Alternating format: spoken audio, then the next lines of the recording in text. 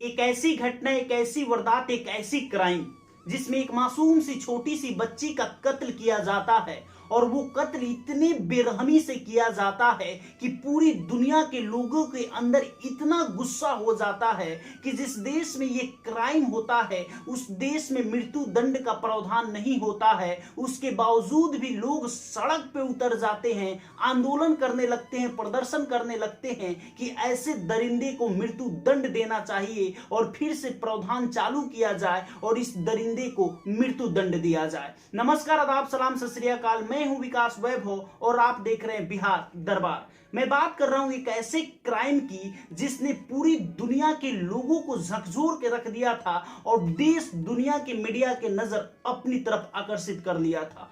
Philippines के लापू लापू शहर के मकान गांव में एक लड़की थी जिसका नाम था क्रिस्टीन। क्रिस्टीन का एज 16 साल था। वो लड़की पढ़ने में काफी अच्छी थी और मिडिल फैमिली की थी। उसके पिताजी एक प्राइवेट कंपनी में जॉब करते थे। वो लड़की स्कूल जाती थी, स्कूल से अपने घर आती थी, फिर वो चर्च में चली जाती थी। वो काफी धार्मिक लड़की थी, लोगों से उसका व्यवहार काफी अच्छा था और धार्मिक स्वभाव की लड़की थी। इसीलिए वो चर्च जाती थी शाम को 4 बजे और फिर 7 बजे के आसपास अपने घर आती थी। घर के काम धाम निपटा के पढ़ाई में लग जाती थी। डेली का दिनचर्या वही था उसका कि चर्च में जाती थी, लोगों की सेवा करती थी, झाड़ू पोछा करती थी, फिर वहां से घर आती थी तो घर पे काम करके अपना पढ़ाई पे ध्यान देती थी। फिर वो लड़की सो जाती थी, फिर सुबह अपने स्कूल चली जाती थी। वही उसका दिनचर्या था।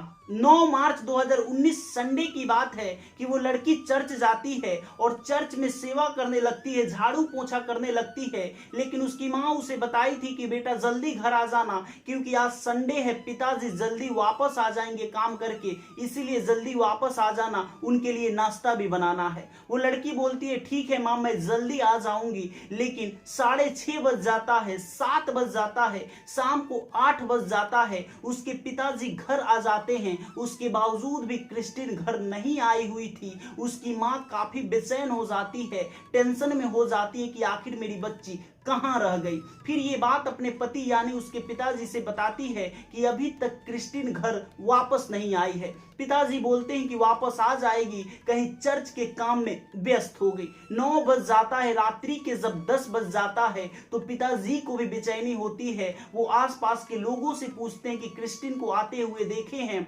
सबका जवाब यही होता है कि नहीं, क्रिस्टीन को आते हुए हमने नहीं देखा है। फिर पिताजी चर्च में जाके देखते हैं तो चर्च में भी क्रिस्टीन नहीं होती है। वो काफी बेचैन हो जाते हैं।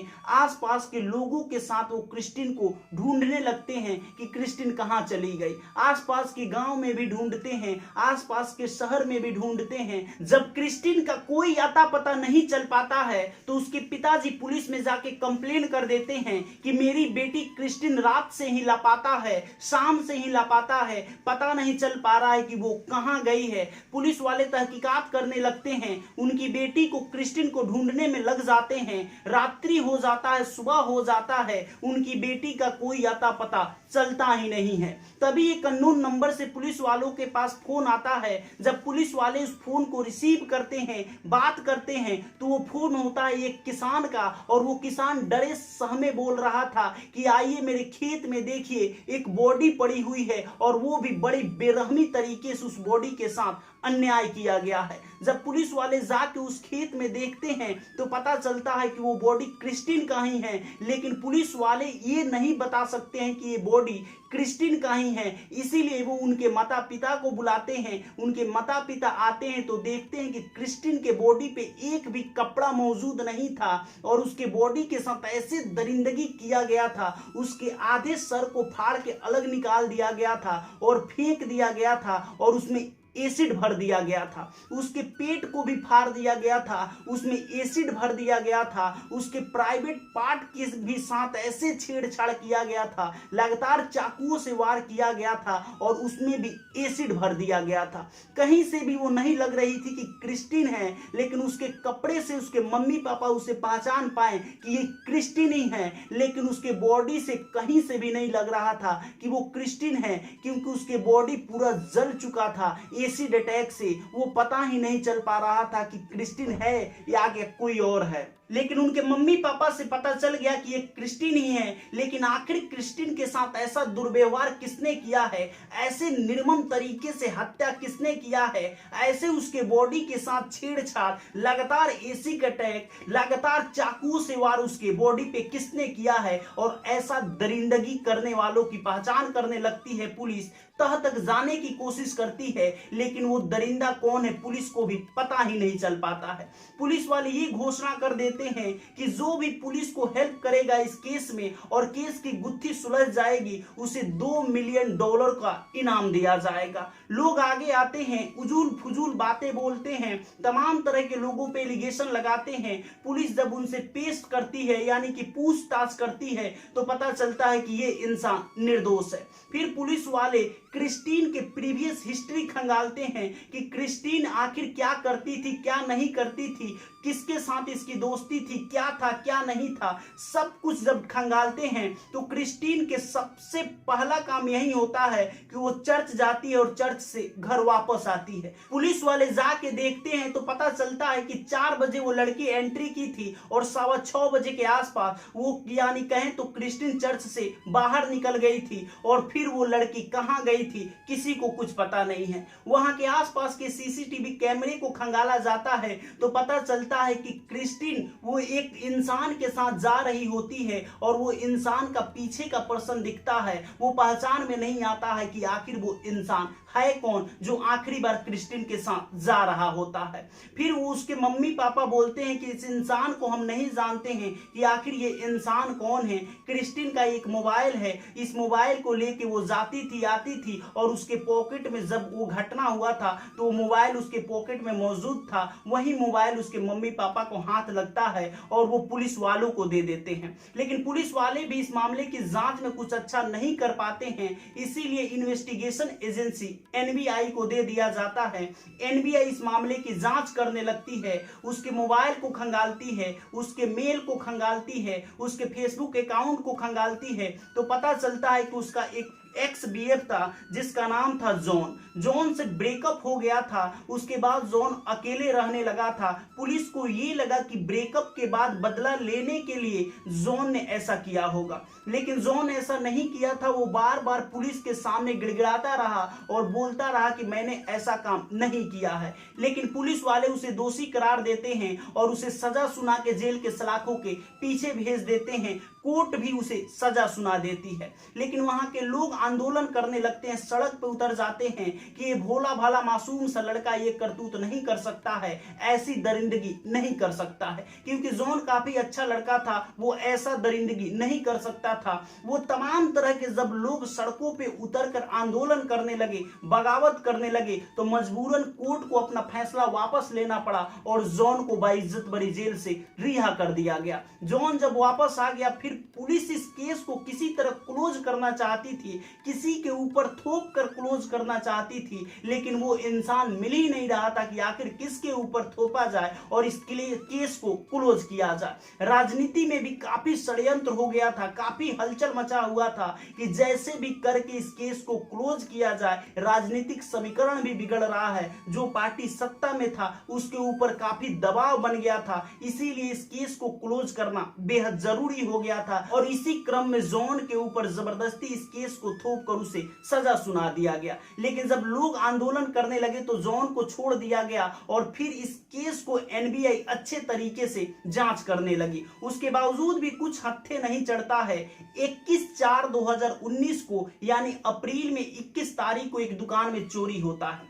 इतना चोरी का घटना होता है कि पुलिस वाले भी उस दुकान पे जाते हैं और देखते हैं तो पूरा सामान गायब होता है। सीसीटीवी कैमरे को खंगाला जाता है तो एक इंसान का चेहरा नजर आता है। उस इंसान को पकड़ लिया जाता है जिसका नाम होता है यूनुस। यूनुस को पकड़ लिया जाता है, उसे जेल के सलाखों के पीछे भेज दिया जाता है, लेकिन उससे पूछताछ जारी कर दिया जाता है। जब यूनुस की जोर जोर से पिटाई होती है तो यूनुस अपना पूरा जुर्म कबूल कर लेता है और ये बताता बताता है कि मैंने ही क्रिस्टिन को मौत की नींद सुलाया। आखिर क्रिस्टिन को उसने मौत की नींद क्यों सुलाया? जब जॉन अलग हो गया था क्रिस्टिन से, यानी कि ब्रेकअप करके उससे अलग हो गया था, तो क्रिस्टिन काफी खोई खोई सी रहने लगी थी। क्रिस्टिन को लग रहा था कि इस दुनिया में कुछ नहीं है, उसे एक लड़के की तलाश थी। तभी वो फेसबुक चला रही थी और उसके फेसबुक अकाउंट पे एक अदर फेसबुक अकाउंट से फ्रेंड रिक्वेस्ट होता है और उस फेसबुक अकाउंट का नाम होता है सीजे डियाज। सीजे डियाज नाम के एक व्यक्ति उसके फेसबुक अकाउंट पे फ्रेंड रिक्वेस्ट भेजता है। वो लड़का काफी हैंडसम होता है तो वो लड़की एक्सेप्ट कर लेती है, यानी कहें तो क्रिस्टिन उसके फ्रेंड रिक्वेस्ट को एक्सेप्ट कर लेती है। फिर इधर से सीजे डियाज उसे हाय हेलो भेजने लगता है, दोनों के बीच बात होने लगता है, प्यार हो जाता है, दोनों मिलना भी चाहने लगते हैं। जब मिलने की प्लानिंग होती है तो क्रिस्टिन बोलती है कि मैं आपसे मिलूंगी 9 मार्च 2019 के दिन शाम को 6 बजे के आसपास। वो चर्च से बाहर निकलती है 6:15 बजे के आसपास और उस लड़के के फेसबुक अकाउंट पे मैसेज करती है कि मैं तो चर्च के सामने खड़ी हूँ, आप कहाँ हो? तो लड़का भी बोलता है कि मैं भी चर्च के सामने खड़ा हूँ, आप कहाँ हो? वो लड़का नहीं होता है, 41 साल का यूनस होता है जो फेक फेसबुक एक आईडी बनाकर उस लड़की से बात कर रहा होता है। वो हाथ हिलाता है और फिर जाता है उस लड़की के पास, क्रिस्टिन के पास, और बोलता है कि मैं ही हूँ वो सीजे डियाज जो फेक अकाउंट से मैं तुमसे बात कर रहा था, लेकिन मेरा प्यार सच्चा है, मेरे दिल की बात को समझो। वो लड़की काफी हाइपर हो जाती है, गुस्सा हो जाती है, वहीं पे लड़ाई हो जाता है दोनों के बीच। फिर भी वो बार बार समझाने की कोशिश करता है यूनस की, मेरी दिल को समझो, मैं काफी अच्छा इंसान हूँ, मेरी फीलिंग को समझो, मेरी एज पे मत जाओ। वो लड़की बोलती है कि नहीं, आप अधेड़ हो, आप बुजुर्ग हो, मैं आपसे क्यों रिश्ता बनाऊं। वो लड़की चलने लगती है पीछे पीछे, यूनस भी चलने लगता है और वही चीज सीसीटीवी फुटेज में रिकॉर्ड होता है पीछे से, और पता ही नहीं चल रहा था कि आखिर ये इंसान कौन है। फिर वो बार बार ना बोलती रही तो यूनुस को बुरा लगा और यूनुस उसके मुंह पे हाथ रख के उसे एक सुनसान खेत में लेके चला जाता है और उसके साथ यही दरिंदगी करता है, उसके साथ बलात्कार करता है, उसके बॉडी के कपड़े फाड़ देते हैं, यहां तक कि उसके शरीर को भी चिथड़ा चिथड़ा कर देता है, एसिड अटैक करता है, चाकुओं से वार करता है।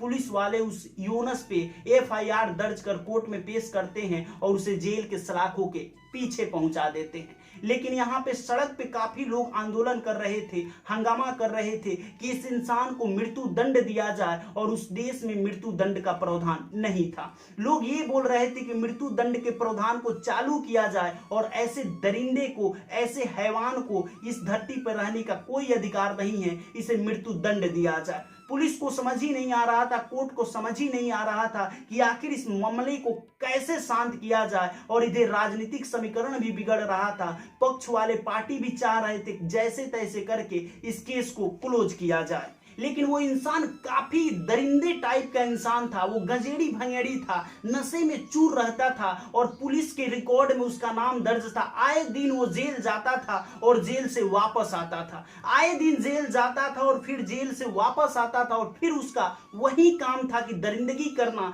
गांजा पीना, तमाम तरह के नशा का वो आदी था, और नशे में चूर होकर उस मासूम सी लड़की के साथ, क्रिस्टिन के साथ ये व्यवहार किया था। जब वो क्रिस्टिन से मिलने गया था तब भी वो नशे में भरपूर था और पूरा नशा से उसका शरीर झूम रहा था, उसे समझ ही नहीं आ रहा था कि मैं कर क्या रहा हूं। इसी नशे में चूर होकर वो क्रिस्टिन के साथ ऐसे निर्मम हत्या करता है, ऐसे व्यवहार करता है, और लोग सड़क पर उतर के आंदोलन करने लगते हैं। वो तमाम तरह के अपना नाम बदलता है, कभी यूनस रखता है तो कभी रेनाटो रखता है, लेकिन उसका रियल नाम रेनाटो होता है। ये फेक आईडी बनाता है, लड़कियों को अपने चुंगल में फंसाता है और उसके साथ इसी तरह का कृत्य वो करता था। लोग काफी एग्रेसिव हो गए थे और सरकार को था कि जैसे तैसे करके इस केस को दबा दिया जाए। आता है दिन 25 मई 2019 को, जब जेल वाले जाके देखते हैं तो रेनाटो के बैरेट में रेनाटो नहीं था, सिर्फ और सिर्फ उसका बॉडी पड़ा हुआ था और वो उसी जेल में आत्महत्या कर लिया था,